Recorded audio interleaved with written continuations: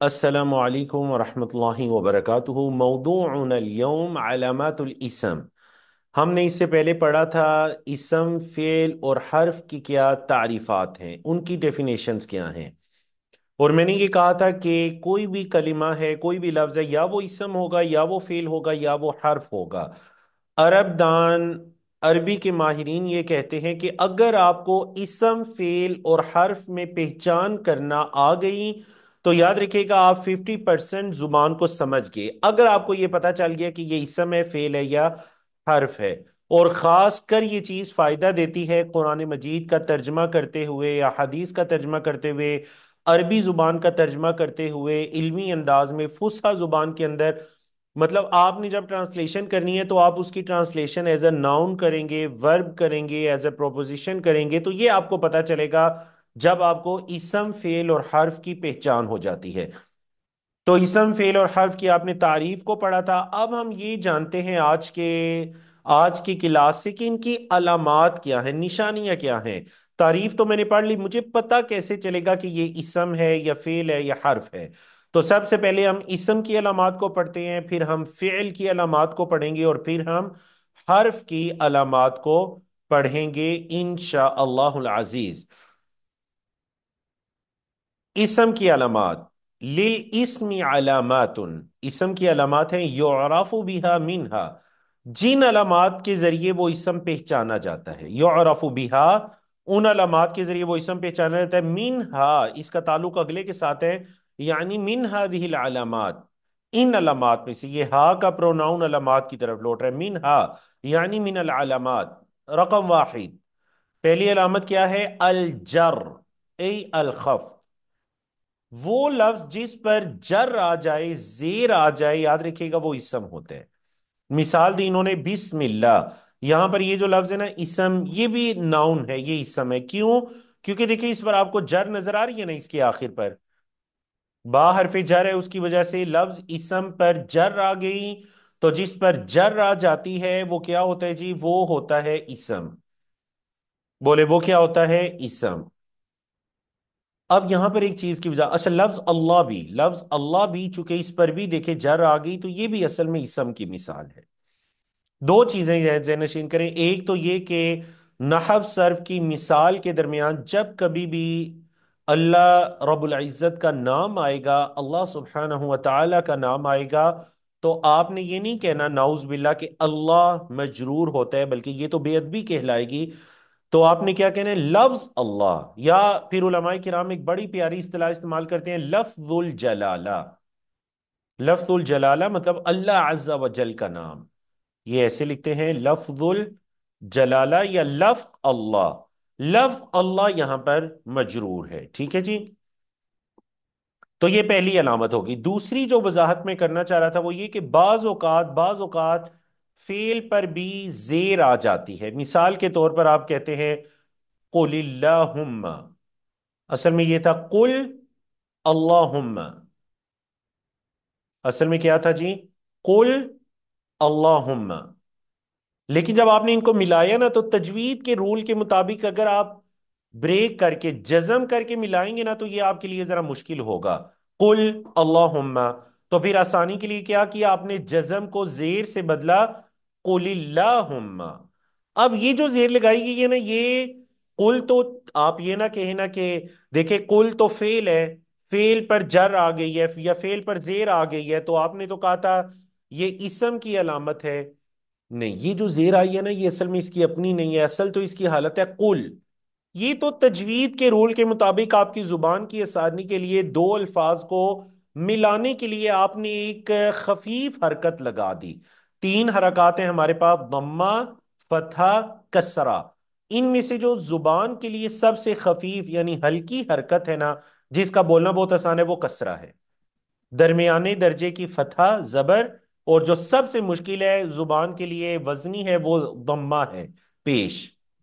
तो आपने खफीफ हरकत के साथ इसको आपस में मिला दिया, और ये एक अलग से रूल है और वो आगे चल कर आएगा, ठीक है जी। इदा हुर्रिका बिलकसरा।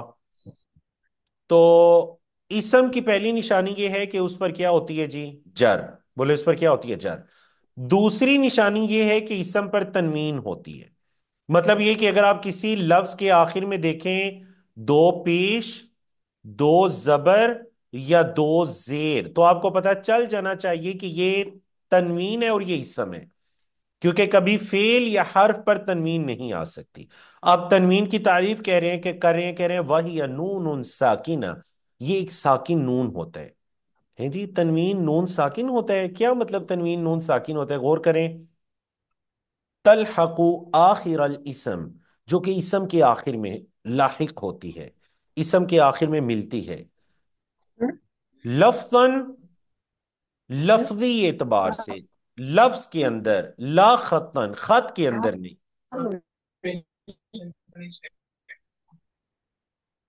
جی، غالباً کسی کا مائک آن ہے، مائک آف کر دیجئے۔ سسٹر نیلوفر ہیں، آپ کا مائک آن ہے، بارک اللہ فیکم، بہت شکریہ۔ تو کہہ رہے ہیں تنوین ایسے ساکن نون کو کہتے ہیں جو کسی بھی اسم کے آخر میں آتی ہے، لفظی اعتبار سے آتی ہے، خط میں نہیں آتی، مطلب وہ نون ساکن لکھا نہیں جائے گا۔ کیا مطلب؟ مثال کے طور پر آپ ایک لفظ بولتے ہیں نا، دیکھیں یہ لفظ ہے آپ کے پاس راجولن، اب یہ لفظی، یہ جو تنوین ہے نا، نون، نون ساکن، اصل میں اگر آپ دوسرے اعتبار سے اس لفظ کو لکھیں نا تو دیکھیں یہ آپ ایسے لکھیں گے، یہ دیکھیں راجولن، ایسے ہی ہے جی۔ آج آپ کو تنوین کی حقیقت پتہ چل گئی۔ راجولن، نون ساکن آ گیا نا، اصل میں تنوین نون ساکن ہے۔ راجولن، دیکھیں نون ساکن ہے نا، لیکن آپ نے یہ نون ساکن لکھنا نہیں ہے، خط کے اندر نون ساکن لکھ نہیں دینا، بلکہ آپ نے اس کو لفظوں کے اندر بس لام کے اوپر دو پیش ڈال کر پڑھنا ہے اس کو، راجولن، سمجھ آ گئی؟ یا اسی طرح راجو لن، وہ بھی نون ہے، راجو لن، وہ بھی نون ہے۔ تو تینوں حالتوں میں ضمہ فتح کسرہ، تینوں حالتوں میں آپ دیکھ لیجئے تنوین نون ساکن کا ہی نام ہے۔ نحو جیسے محمد، رجل، سلام، قولا، رب، رحیم، تو ماشاء اللہ قرآن مجید کی ایک ایسی آیت کا انتخاب کیا گیا جس میں تنوین تینوں حالتوں میں آپ کے سامنے ہے، ضمہ فتحہ کسرہ تینوں حالتوں میں، سلام ضمہ کی حالت میں، قولن فتحہ کی حالت میں، رب رحیم کسرہ کی حالت میں، دو مثالیں ہوگی، ماشاء اللہ، اللہ اکبر۔ کسی بھی کتاب کا جو حسن ہے نا وہ اس کی مثالیں ہوتی ہیں، ماشاءاللہ آپ کی اس کتاب کی مثالیں بہت اچھی ہیں الحمدللہ۔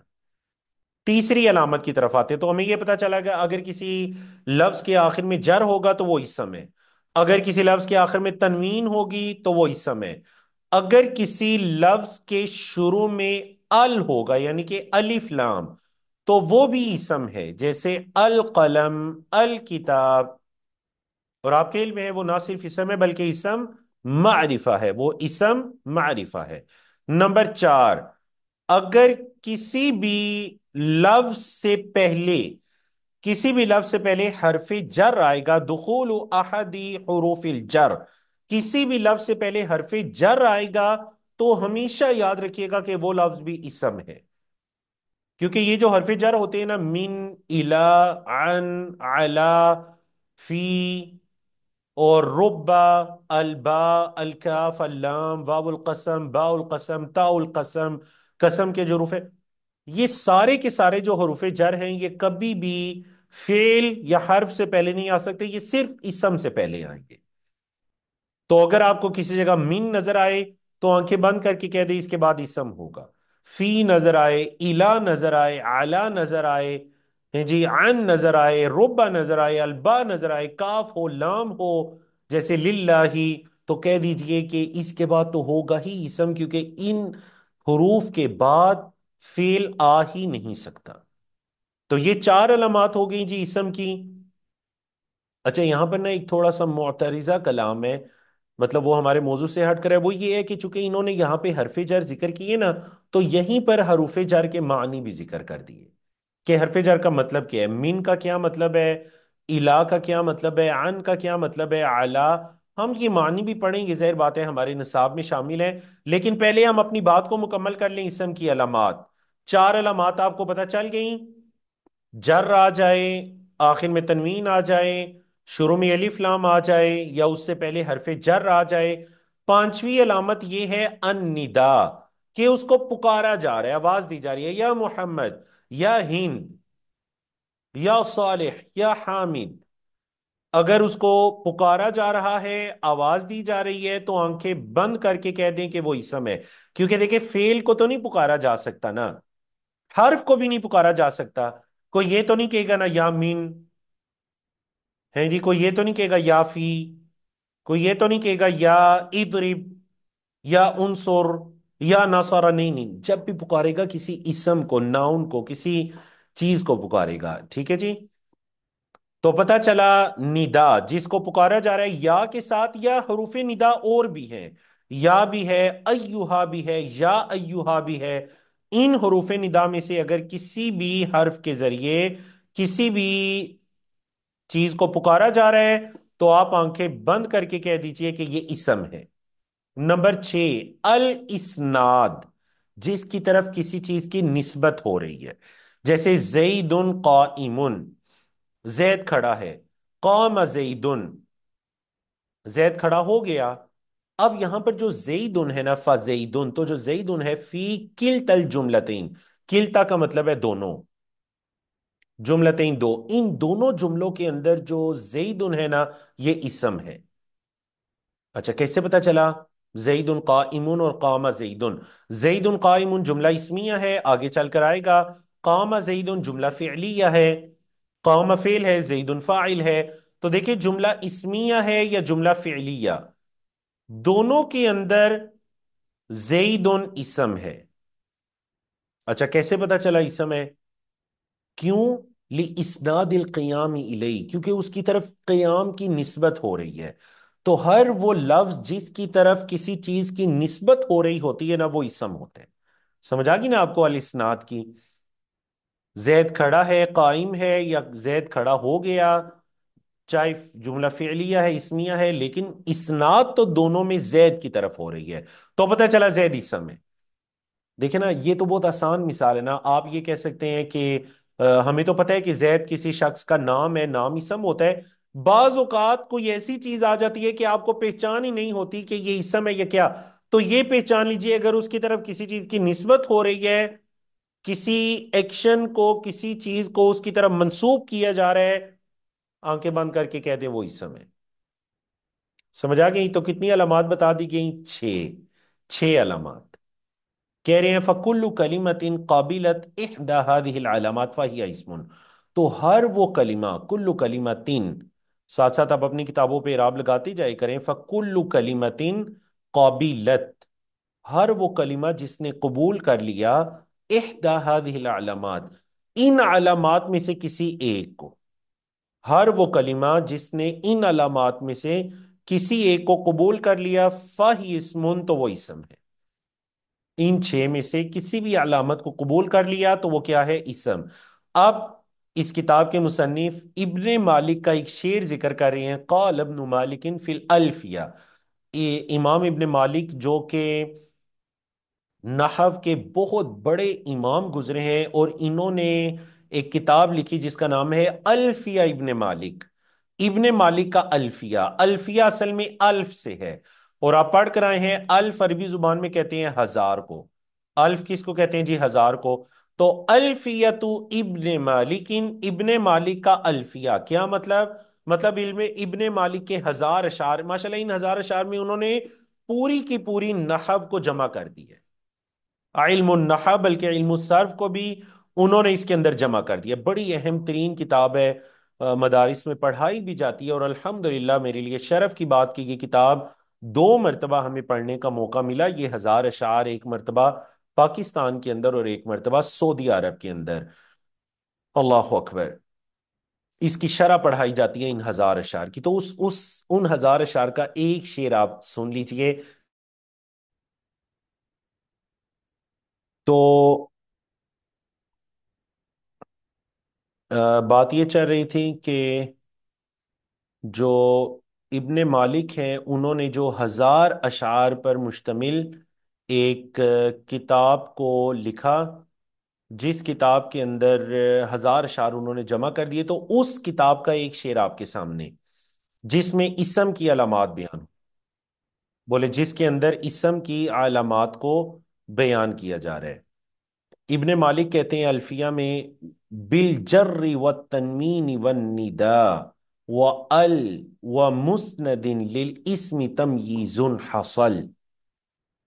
بالجری، جر کے ساتھ، والتنوین، تنوین کے ساتھ، والندا، ندا کسی کو پکارا جا رہا ہے، ندا کے ساتھ، اور الف لام کے ساتھ، مسندین، اور جو اسناد ہوتی ہے کسی کی نسبت ہوتی ہے، تو کہتے ہیں ان پانچ کے ساتھ تم للاسم تمییز حاصل، اسم کی تمییز حاصل ہوتی ہے۔ بولے اسم کی تمیز حاصل ہوتی ہے،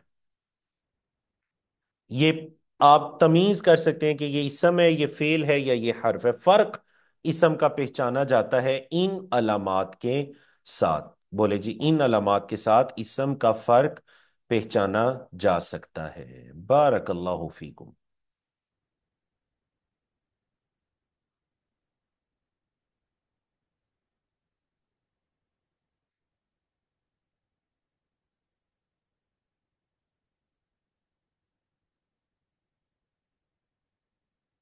تو الحمدللہ کہ آپ نے اسم کی علامات کو پڑھا، اور یہ 6 علامات ہیں۔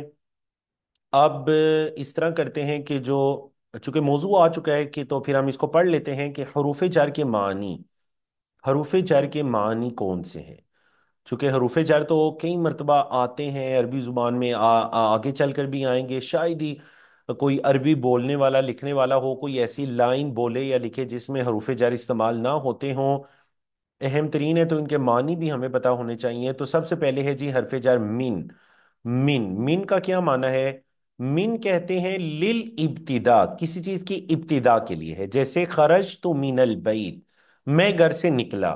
تو اب جو آپ کے نکلنے کی ابتدا ہوئی تو وہ گھر سے ہوئی، تو آپ نے جہاں سے وہ سفر کا آغاز کیا یا گھر سے آپ نکلنے کے بعد چلے، تو ابتدا کے لیے آپ نے من استعمال کیا۔ سمجھا کہ نہ؟ تو اس کے اپوزٹ سمجھئے الا۔ الا کس کے لیے؟ یہ ابتدا کے لیے نہیں ہے، یہ لل انتہا، یہ انتہا کے لیے، جیسے ذهبت الى المسجد، میں مسجد کی طرف گیا۔ تو اب کیا ہے؟ الا کے ذریعے انتہا کو ذکر کیا گیا، مطلب وہ جو آخری پوائنٹ ہے جس کی طرف آپ گئے ہیں اس کے لیے ذکر کیا گیا ہے الا۔ نمبر 3، عن۔ عن استعمال ہوتا ہے جی للمجاوزہ، مجاوزہ کے لیے، جیسے رمیت السہم عن القوس، میں نے قوس سے تیر کو مارا۔ تو اب چونکہ وہ تیر نے قوس کو کراس کیا اور وہ آگے نکلا، تو کسی چیز کو کراس کر کے آگے نکلنے کے لیے آپ کیا استعمال کرتے ہیں؟ عن۔ کیا استعمال کرتے ہیں؟ عن۔ اور عن کے اس کے علاوہ اور معنی بھی ہیں، حتیٰ کہ من کے الا کے بھی اور معنی بھی ہیں، لیکن یہاں پر انہوں نے ایک ایک معنی ذکر کیا آپ کو بات سمجھانے کے لیے۔ چوتھا حرف ہے علا۔ علا کس لیے استعمال ہوتا ہے؟ للاستعلاء۔ علا استعمال ہوتا ہے جی للاستعلاء، یعنی کہ کسی چیز کے اوپر ہونے کے لیے، جیسے الجندی علی الحصان، جو جندی ہے نا، جو فوجی ہے، وہ گھوڑے کے اوپر ہے، حصان کے اوپر ہے۔ تو یہاں پر جندی کا چونکہ استعلاء اوپر ہونا ثابت ہو رہا ہے، تو اس لیے آپ نے کیا استعمال کیا؟ اعلی۔ کوئی چیز کی چیز کے اوپر ہے، استعلاء ہے، بلند ہے اس سے، تو پھر آپ کیا استعمال کرتے ہیں؟ اعلی۔ الجندی علی الحصان، فوجی گھوڑے پر ہے۔ پانچواں حرف ہے فی۔ فی کس لیے استعمال ہوتا ہے؟ ظرفی یا ظرف کے لیے، کسی چیز کی جگہ بتانے کے لیے، جیسے الماء فی الکوب، پانی کپ کے اندر ہے، پانی کب کے اندر ہے۔ تو یہاں پر کوب کا لفظ جو ہے نا، اصل میں یہ اکواب، اس کی جمع قرآن مجید میں بھی جو استعمال ہوئی ہے، یہ لفظ در حقیقت بعض کے نزدیک یہ عربی سے ہی انگلش میں گیا ہے، کوب سے ہی اکواب بنا، اور بعض ایسے بھی ہیں جو کہتے ہیں نہیں یہ انگلش سے عربی میں آیا ہے، تو ہے یہ اجمی لفظ۔ واللہ عالم الکوب کب کے معنی میں ہے، یا ایک پیالے کے معنی میں ہے، یا آب خورا، بڑی تھوڑا ہماری قدیم اردو میں اس کا ترجمہ کیا جاتا تھا آب خورا، جس سے کسی کو آب پانی پہلایا جاتا تھا۔ تو فی ظرف کے لیے، یعنی الماء فی الکوب، پانی کی جگہ جو ہے نا وہ اس برتن میں ہے۔ ربا، रुबा दो माना के लिए इस्तेमाल होता है, या तकलील के लिए या तकसीर के लिए। तकलील यानी किसी चीज की किल्लत बताना, किल्लत से है तकलील, कम बताना किसी चीज को। तकसीर कसरत से, किसी चीज को ज्यादा बताना। तकलील जैसे रुब्बा बखीलिन लकीतुहु, बहुत ही कम बखील हैं जिनसे मैं मिला। तो देखिए यहां पर रुब्बा ने क्या माना दिया, तकलील का, कम का माना दिया। तकसीर का माना कैसे है, जैसे रुब्बा जवादिन अकरमनी, बहुत ज्यादा सखी हैं जिन्होंने मेरी इज्जत की। बहुत से ऐसे सखी हैं जिन्होंने मुझे इज्जत दी, मेरी तकरीम की, मेरा इकराम किया। तो यहां तकसीर के माना में इसलिए आपने तर्जमा किया बहुत ज्यादा। लेकिन रुब्बा बखील, इनमें ये तकलील के माना में है, तो आपने तर्जमा किया बहुत कम। कुछ या कम ऐसे बखील हैं जिनसे मैं मिला। ठीक है जी।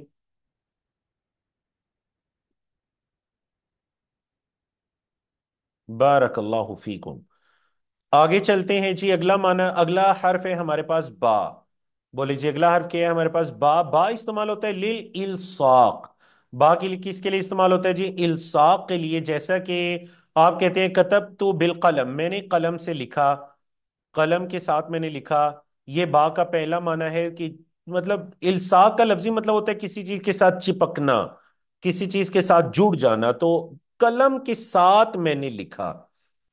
ठीक है जी। तो ये इल्साक के माना में आता है, या फिर सबबिया, किसी चीज का सबब बताने के लिए आता है। जैसे है मात रजुल बिल जुई, आदमी मर गया भूख से। यानी बा यहाँ सबब के माना में है, यानी भी सबब इल्जू, ऐ भी सबब इल्जू, यानी भूख के सबब से मरा।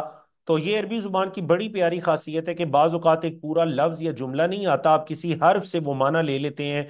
इसी तरह लफ्ज हर्फ है जी हमारे पास काफ, ये तशबीह के लिए आता है। जैसे खालिदुन कल असद फी शुजा, खालिद बहादुरी में शेर की मानिंद है। खालिदुन कल असदी, खालिद असद की मानिंद है।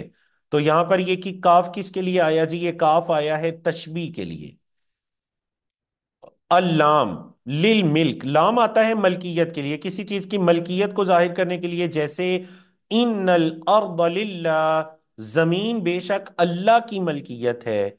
तो लाम किसके लिए आता है, मलकियत बताने के लिए। लाम का दूसरा मतलब बता रहे हैं जी इख्तिसास, अविल इख्तिसास, या फिर इख्तिसास के लिए आता है। जैसे असजादतु लिल मस्जिद, कि ये जो चटाई है, ये जो जनमाज है, सजादा, ये मस्जिद के साथ खास है, ये मस्जिद की है। तो मतलब ये नहीं कि मस्जिद की मलकियत है, मतलब मस्जिद के साथ खास है।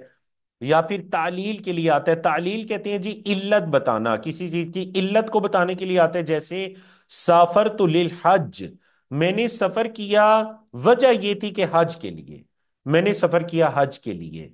तो यहां पर हज की वजह बयान करने के लिए सफर का लफ्ज इस्तेमाल हो रहा है। समझ आ गई ना आपको। तो ये सारे हरूफ हैं जिनके मानी है हरूफुल कसम। कसम के हरूफ कौन कौन से हैं, वो आखिर में जो तीन बताए गए, ये भी असल में हरूफ जर ही कहलाते हैं। वाव है, बा है और ता है, ये तीन कसम के हरूफ हैं। जैसे वल्लाहि लअज़कुरन्ना, अल्लाह की कसम, यहां वाओ किस माना में है जी, अल्लाह की कसम। ला उदा की रन्ना, जाकरा युजाकिरु से उदा की रन्ना, मैं जरूर याद करूंगा, मैं जरूर इस सबक की दोहराई करूंगा, मैं जरूर याद करूंगा, मुदाकिरा करूंगा। बिल्लाहि ला उक्रिमन्न दैफ, यहां बा कसम के माना में है, अल्लाह की कसम मैं जरूर इज्जत करूंगा मेहमान की। तल्लाहि ला अजतहिदन्ना, अल्लाह की कसम मैं जरूर मेहनत करूंगा।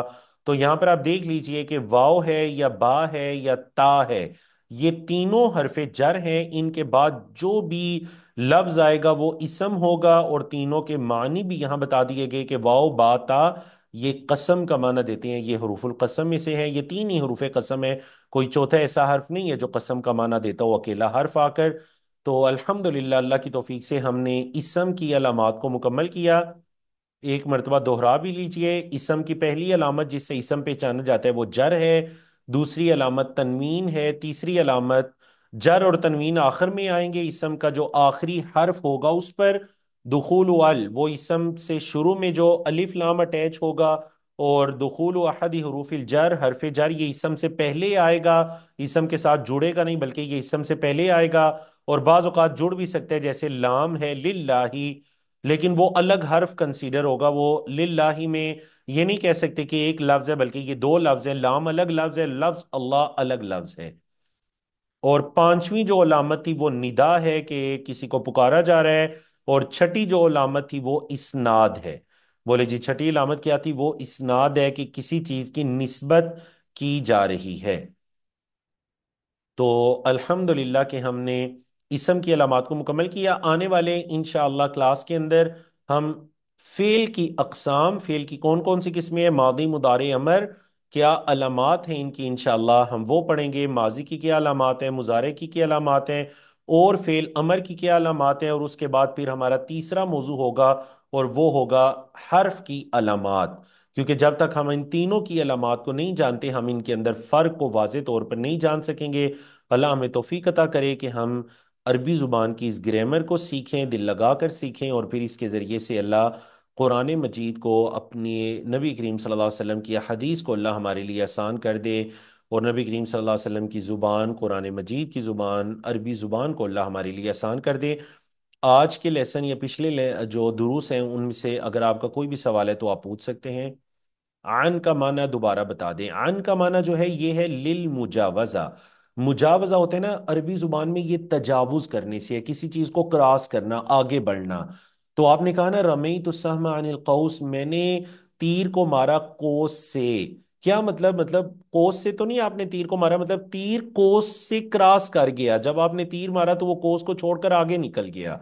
तो यहां पर आपने मुजावजा के लिए कोई चीज ने जब किसी चीज को क्रॉस किया तो आपने क्या यूज किया? अन। समझ आ गई आपको? जी और कोई सवाल किसी का? सर ये रुबा कहीं यूज हुआ है कुरान में? मैंने इत्तेफाक नहीं हुआ इस तरह का लफ्ज में। रुब्बा का लफ्ज अहदीस के अंदर ये इस्तेमाल हुआ है। और कुरान मजीद के अंदर मेरे जहन में नहीं आ रहा, लेकिन अगर कोई बता दें, हाफिजा खतीजा हमारे साथ है, अगर आप बता दें कुरान मजीद के अंदर कोई आयत है जिसमें रुब्बा इस्तेमाल हुआ हो।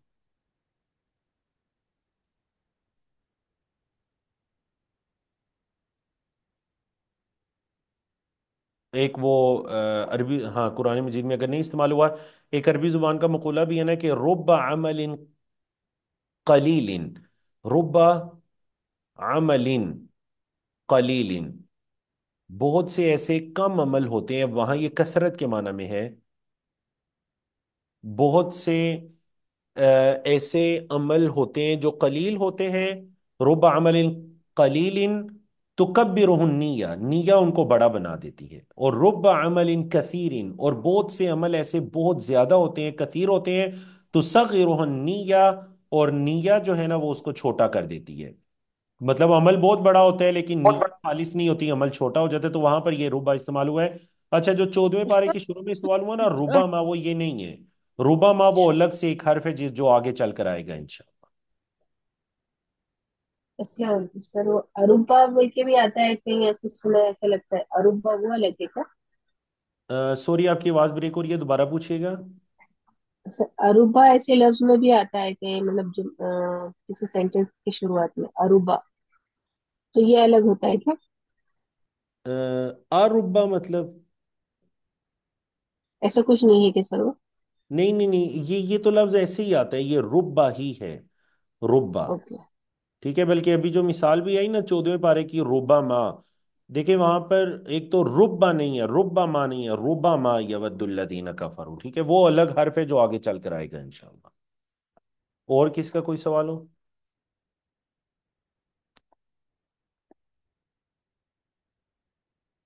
चलिए जी, बहुत शुक्रिया आपका, बारकल्लाहु फीकुम। इंशाअल्लाह अजीज अगली क्लास में हम फेल की अलामात को पढ़ेंगे। उम्मीद है कि आप लोग साथ साथ तमारीन को भी हल कर रहे होंगे।